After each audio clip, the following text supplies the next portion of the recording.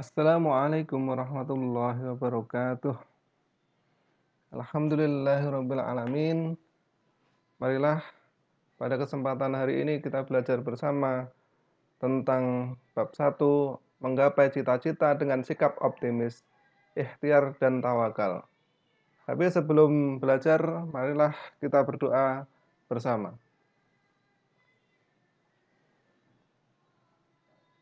Berdoa selesai. Akan saya bacakan tentang surat yang menjelaskan tentang sikap optimis. A'udzu billahi minasy syaithanir rajim. Wa may yatawakkal 'alallahi fahuwa hasbuh. Dan barang siapa yang bertawakal kepada Allah, niscaya Allah akan mencukupkan keperluannya. Kita bahas yang pertama, yaitu tentang bersikap optimis, ikhtiar dan tawakal. Coba amatilah gambar berikut.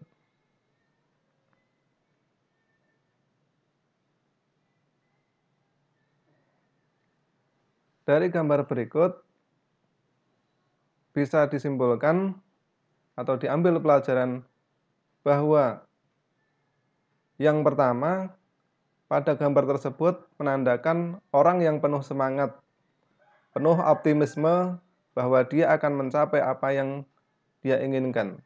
Meskipun dia tidak tahu masih seberapa jauh orang menggalinya.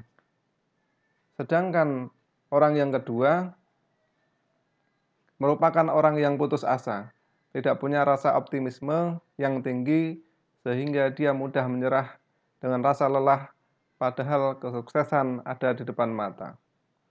Begitulah hidup ini di mana seorang muslim dituntut untuk selalu berusaha dan bersikap optimis hingga sesuatu yang dicita-citakan terwujud. Kemudian coba amati gambar yang kedua. Gambar yang kedua adalah tentang semangat gotong royong dalam mencapai sebuah tujuan, dalam mengumpulkan rezeki yang diberikan oleh Allah, walaupun keadaan yang sangat sulit. Jadi dari dua gambar ini menggambarkan semangat optimisme untuk mencapai ridha Allah Subhanahu wa ta'ala. Kemudian kita bahas yang kedua tentang surat Az-Zumar, surat ke-39, ayat 53, tentang bersikap optimis. A'udzu billahi minasy syaithanir rajim. Qul ya ibadiyalladzina asrafu ala anfusihim la taqnatu mir rahmatillah. Innallaha yaghfirud dzunuba jami'a. Innahu wal ghafurur rahim. Katakanlah, hai hambaku yang melampaui batas terhadap diri mereka sendiri. Janganlah kamu berputus asa dari rahmat Allah. Sesungguhnya Allah mengampuni dosa-dosa semuanya. Sesungguhnya Dialah yang Maha Pengampun lagi Maha Penyayang. Quran surat Az-Zumar merupakan termasuk ke dalam golongan surat Madinah.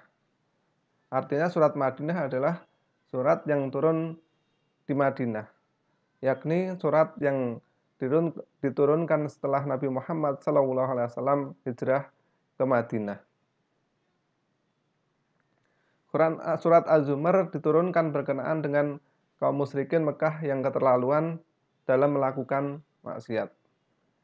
Jadi dalam surat ini turun karena orang-orang musyrikin pada waktu itu melakukan kemaksiatan yang besar, sehingga Allah mempertegas supaya orang-orang muslim tidak berputus asa untuk mencari rahmat Allah Subhanahu wa ta'ala.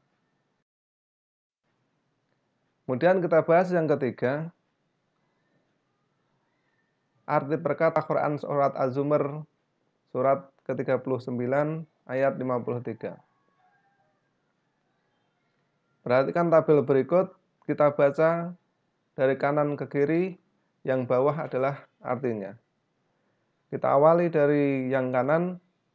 Kul, katakanlah, ya ibadiyah, hai hamba-hambaku, alladzina, orang-orang yang asrafu, melampaui batas, ala, atas, anfusihim, diri mereka sendiri, la, jangan, taknatu, berputus asa, min, dari, rahmati, rahmat, Allahi, Allah, inna, sesungguhnya, yakfiru, mengampuni, ad-dunuba, dosa-dosa, jami'an, semuanya, innahu, sesungguhnya ia, huwa, dia, al-ghafuru, maha pengampun, ar-rahim, maha penyayang.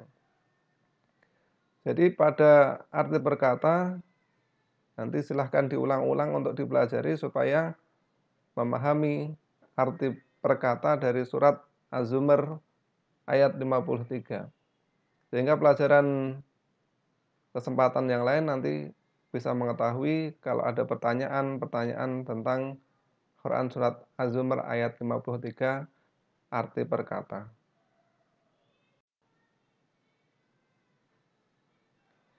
Kita lanjutkan yang ketiga, atau intisari surat Az-Zumar ayat 53. Seorang muslim dilarang berputus asa dari rahmat Allah Subhanahu wa ta'ala. Larangan ini tidak hanya untuk orang yang telah melampaui batas saja, melainkan juga orang yang beriman dan mengharap pertolongan Allah Subhanahu wa ta'ala. Kemudian Allah Subhanahu wa ta'ala akan mengampuni dosa-dosa manusia kecuali dosa syirik. Apa yang dimaksud di sini atau poin 2 ini?